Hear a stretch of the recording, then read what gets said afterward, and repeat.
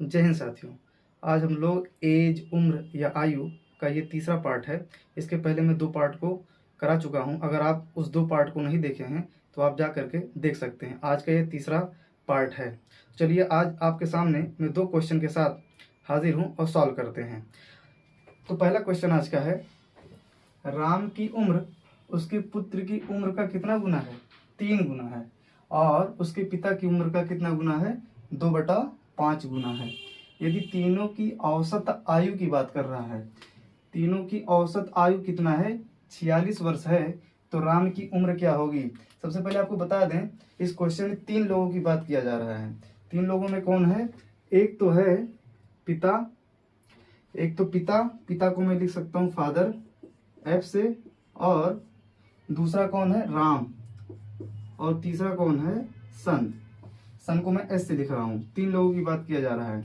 और सबसे पहले इस पे बोला गया कि जो राम की उम्र है उसके पुत्र की उम्र का, यानी राम की उम्र पुत्र की उम्र का कितना गुना है? 3 गुना है। 3 गुना है, यानी 3/1 लिख सकते हैं।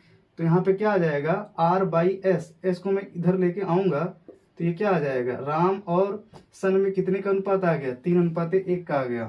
तो राम और सन में कितने का अनुपात आ गया? 3:1 का आ गया। ठीक। और उसके बाद बोला है कि उसके पिता की उम्र का कितना है?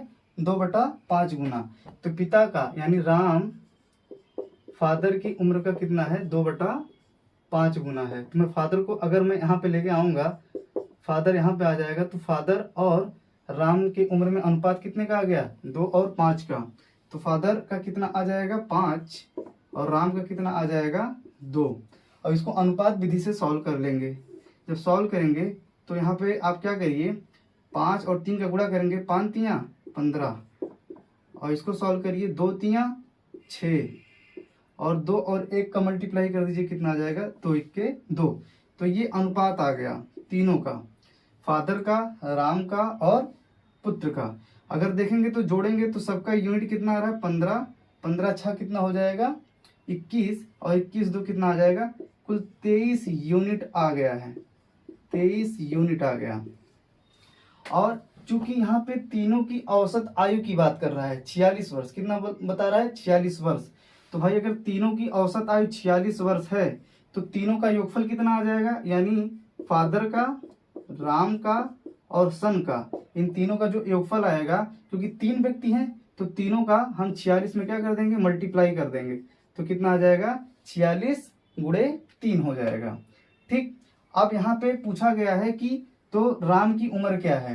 तो हम सबसे पहले क्या करेंगे, अगर देखेंगे अनुपात में टोटल योगफल कितना यूनिट आ रहा है? 23 यूनिट आ रहा है।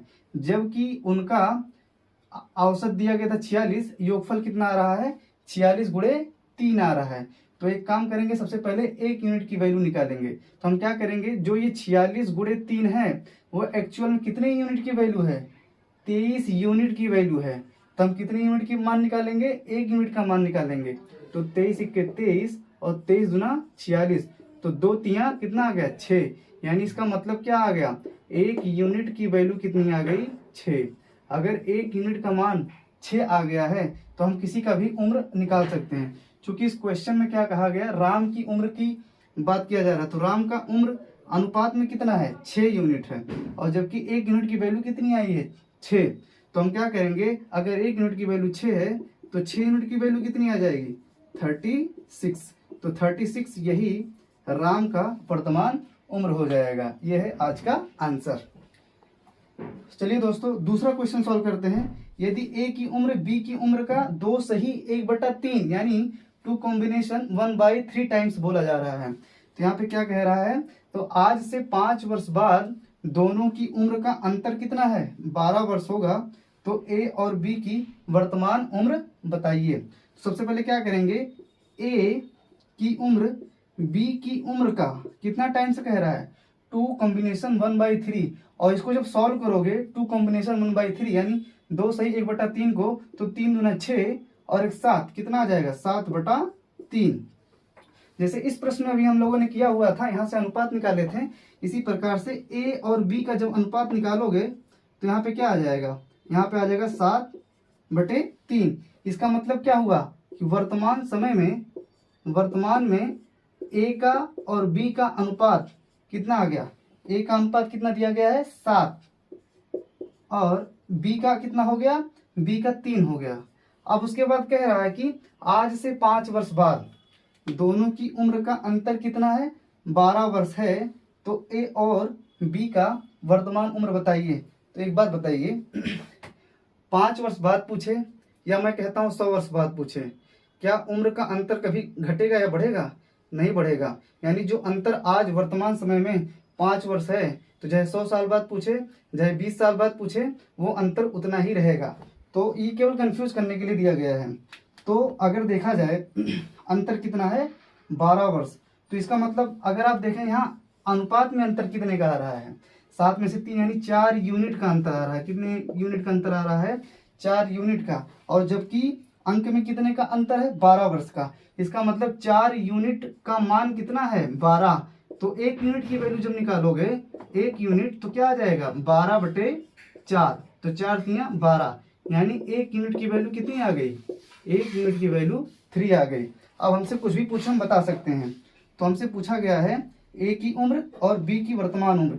तो बताओ ए की उम्र कितना यूनिट दिया गया 7 और 1 यूनिट की वैल्यू कितनी आई है 3। तो इसमें हम 3 से मल्टीप्लाई कर देंगे तो कितना आ जाएगा 21। तो इसका मतलब हो गया ए की वर्तमान उम्र कितनी आ जाएगी 21। और बी की वर्तमान उम्र की बात कर रहा है, तो यहाँ पे बी की उम्र का अनुपात कितना दिया गया है 3 यूनिट और 1 यूनिट की वैल्यू कितनी है 3। तो 3 यूनिट की वैल्यू कितनी हो जाएगी 3 त्रिका 9 वर्ष। तो इसका मतलब हो गया दोस्तों ए का उम्र कितना आ गया 21 वर्ष और बी का उम्र कितना आ गया 9 वर्ष। तो ये आज का क्या है आंसर। तो आपको ये वीडियो कैसा लगा आप कमेंट बॉक्स में उत्तर देंगे। धन्यवाद।